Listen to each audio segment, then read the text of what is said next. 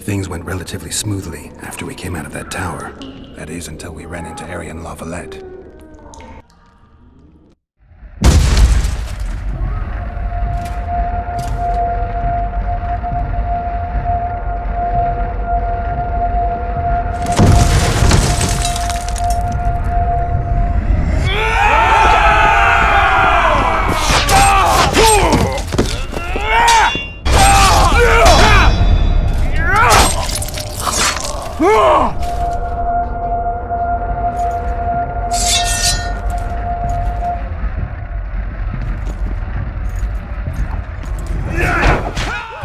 Witcher 2, Assassins of King, Dark Difficulty. This is the Assault. This is the second part of the prologue. It's also the second part chronologically. If you haven't noticed, I'm gonna do these in order, so it won't be too hard to follow. This is your first taste of combat in the game, and for a lot of people, myself included, it's not as easy as you would imagine. You cannot just mash your way by you can't just like rapidly click and expect to do well. I'm not sure what the controls for the 360 version are. I imagine it's like X or Y or something like that. Maybe right trigger. I don't really know. You and your men shall follow me. We must capture or otherwise deal with Iain Lavalette in order So to for break this the part, defenders' morale. you're basically storming the castle. Get out, gentlemen. Follow me for the glory. You have to help arm a ballista and fire it at the wooden gate that you see up there, or wooden barricade, I guess.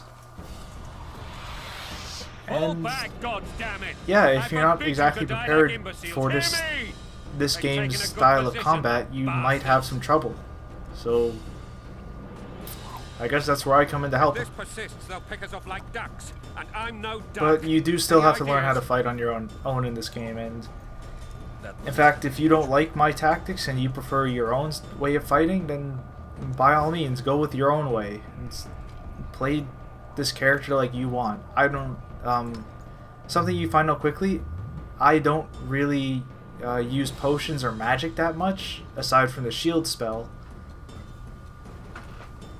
So here I'm drinking a swallow potion, which will regenerate your health inside of combat and outside of combat. So that helps a lot. To pull up the quick menu, it's Control on the PC, 360, read your manual. I don't have the 360 version. I don't know anyone that has it, so I have no idea.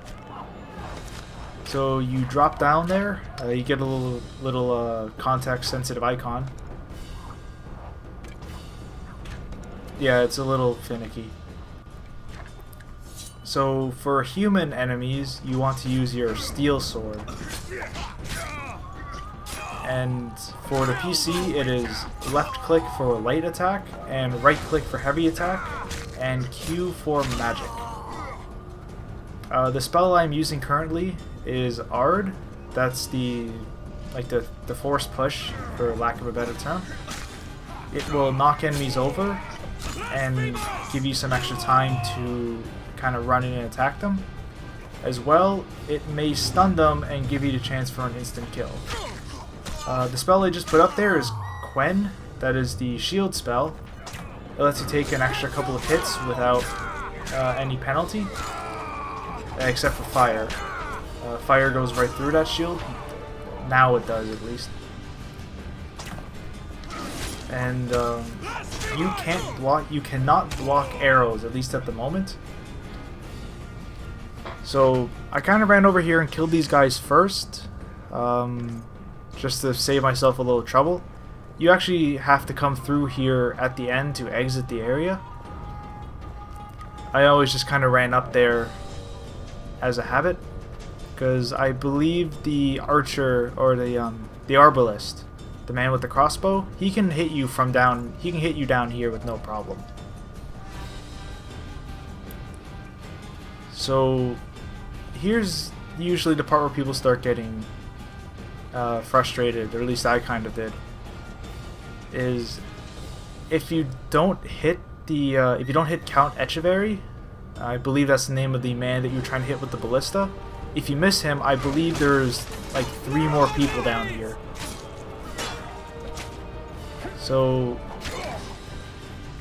you cannot attack enemies with shields from the front unless you stun them with either Ard, that there is an example of the instant kill, or the Irden spell. I'm still not sure if I'm saying that correctly. My only knowledge of... the only time you hear that said is the boss fight of Act 1, so I don't actually know how it's pronounced. That's how I say it. That's how I've heard it. Basic rule of combat, go for the archers first. They're kind of the most dangerous because you can't block any of their attacks. So if you do a combat roll, which is spacebar on the PC or double tap a direction key, being WAS or D, this is all with the default control scheme, so you might have a chance of rolling under their arrows, or you just get in close enough to attack them before they can shoot. Now, the big guys with the swords, they're much more of a pain. Those swords have the ability, like these guys can block pretty much all incoming attacks that aren't magic. So either stun them with stun them with Ard, use Quen and then just kind of do a bit of a suicide charge, trap them with Irden, or set them on fire with Igni. The last spell, the one at the bottom of the quick menu I don't use, is Axii. It's a mind control hex. Guess they'll never learn. Also, finding that assassin dude gives you 25% backstab damage, or plus 25%, sorry. If you didn't notice, the man looks surprisingly similar to Altair from the Assassin's Creed series. Let me check that. Stupid long distance. I'm not editing that out. I'm far too lazy. So yeah, after you do the first little quick time event, yes, there are quick time events, but there's not too many, so it's not that big of a deal. You're gonna fight these 3 people. If you did not hit the target with the ballista shot in the first part, I believe 2 or 3 more people will spawn behind you at this point in time, or it's after the dude with the claymore here dies.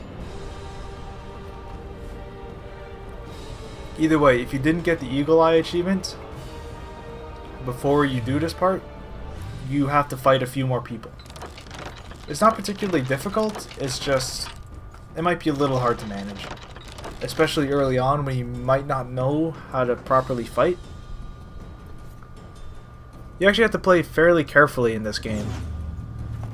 Or you can just use the Quen sign and, like I said, do a suicide charge.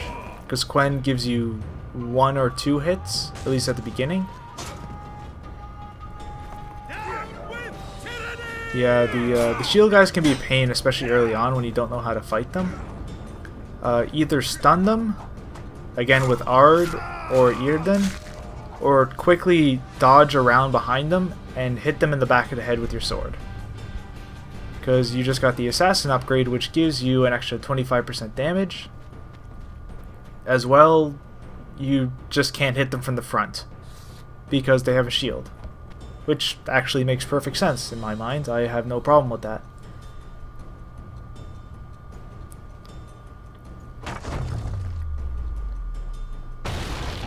So yeah, now you've cleared the path and you get to continue the assault.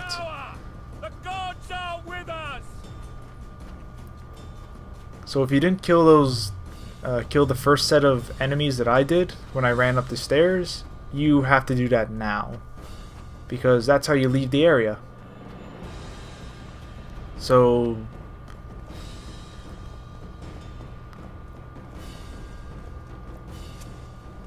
yeah. Oh, if you're wondering about the jacket and the gloves and the trousers, I believe, if you...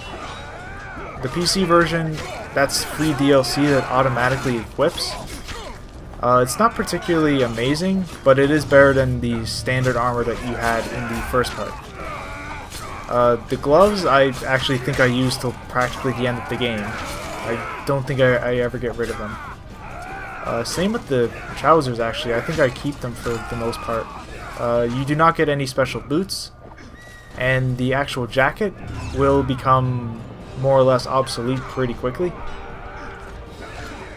So don't worry about it, the items aren't game breaking in any way.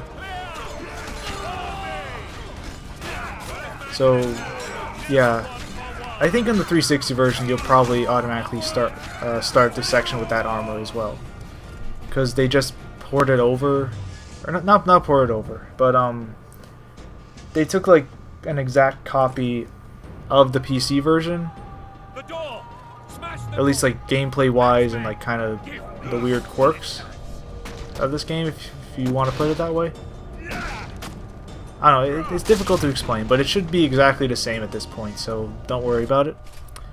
Alright, here's the first time I died in this game, right here. So if I was on insane mode, I would have to restart everything, which I'm not going to do. What happened was, when I died, I got one of those instant kill cutscenes, and when I came out of it, I was actually dead. So apparently you can get killed in those. I didn't realize that. The dude with, like, the massive guy with the hammer and the black armor, he's kind of strong. He's the one that actually killed me. So yeah, I kind of cheese it a bit by just running around and letting the NPCs do my work, more or less. Really, you don't actually get that. You don't get that chance too often. This is actually one of the only times you really fight with other people. Most of the time you're on your own. If you might have one person following you depending on what's going on, but other than that you're on your own, so I take advantage of that because that guy's kind of difficult to kill. I don't even know who that guy is. I don't think he was even a named character. I think he was just some dude. But he's kind of difficult, so if he kills you, don't worry about it. There's actually an autosave as soon as they break down the door, which is where I had to reload from. Again, if you're having trouble with this game, either find your own playstyle for combat, or just you kind of need to get used to the combat, or even lower the difficulty if you're really having that much trouble. Especially early on, like, it's not a bad thing. People have been saying that this game is pretty difficult since it came out, so again, don't be ashamed. It's not a bad thing. Go plow yourself, King! Although I think I played this game on hard mode when it first came out, except the difference for me is that when I originally played this game, I played it at 12 frames a second for the entire game, and one playthrough is like 30 odd hours, so That's the son of Louisa in the old family. yeah. Heir to these lands. He's How's not that for tempered you? but good with a sword. I played this game at 12 frames a second, and now it's running more or less at 60. Come on, the Witcher! So here's your first level up. If you are on normal or easy, you can level up by just going to the character menu, which is the C key on the PC. 360, completely unknown, I have no clue. And this is actually kind of tricky because of the 3 archers that you can't block. Or 3 archers firing at you immediately. I was actually killed once by standing behind one of the barricades. They shot through the gap and actually got me. So this is kind of where I use Quen to just do a bit of a charge on them. I know it's not exactly elegant fighting, but you can't deal with ranged combat at this point in the game. Well, you can't really deal with ranged combat, especially when they're shooting at you from a long range.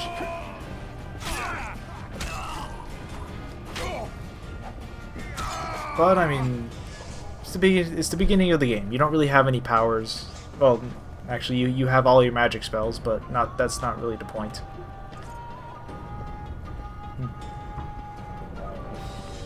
So, up here is the last enemy for the video.